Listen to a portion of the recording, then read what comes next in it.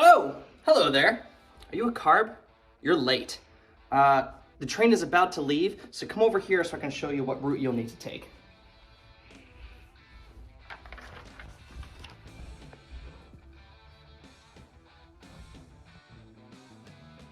So, here's where you are right now, glycolysis.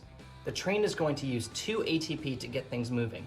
Now, right out of the gate, things might get uncomfortable because you'll be cleaved in half. But don't worry, you're made for this. By the time you hit our next stop at pyruvate, you'll have 2 NADH and netted 2 ATP. The magic doesn't stop there though. We're at the start of a never-ending cycle. So I hope you don't get train sick. The next step may seem like a chaotic cluster, but trust the conductor. It's a well-oiled machine. From the station at pyruvate, coenzyme A in acetyl form acetyl-CoA. As you enter the cycle, you'll join up with some carbon commuters that have already made this trip, but regenerated just to help complete the cycle. So, in total you'll be a 6-carbon molecule. You'll lose a couple along the way, but let's not worry about that right now. Once you enter the cycle at citrate, the train will start to pick up speed. Then it's 8 more stops until we get to go around again, and again, and again. You get the idea. Stop 1 brings us to aconitate. An enzyme, aconitase, converts citrate into stop 2, isocitrate.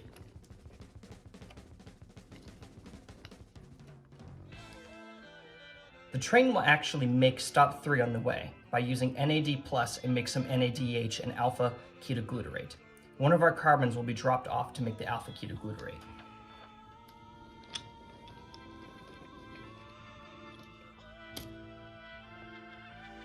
Soon after, the train will drop off 1 more carbon and produce another NADH. It is dehydrogenase that facilitates the carbon drop-off. This puts us at stop 4, succinyl-CoA. As the train moves along the cycle, succinyl-CoA is converted into succinate by the enzyme, succinyl-CoA synthetase. During this process, don't forget to pick up ATP's cousin, GTP, that was recently converted from GDP. CoA will be dropped off as well. Seriously though, don't forget to pick up ATP's cousin, or your aunt will be pissed. Every now and then, some of the passengers on the train need to be separated for varying reasons. Relationship issues, political differences, you get the idea. At this point in the trip, hydrogen and succinate will be separated, and hydrogen will be seated next to FAD to make FADH. Succinate will move on, don't worry. It'll change its whole identity and become fumarate.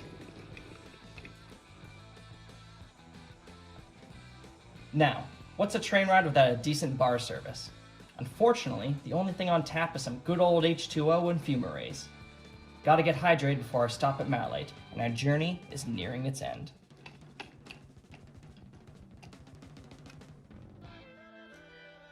As I'm sure you've noticed throughout this trip, NAD+ and hydrogen can't keep their hands off each other, so they'll be NADH once again.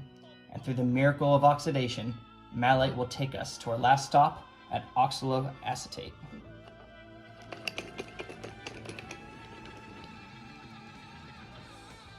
And with that, we've come full circle.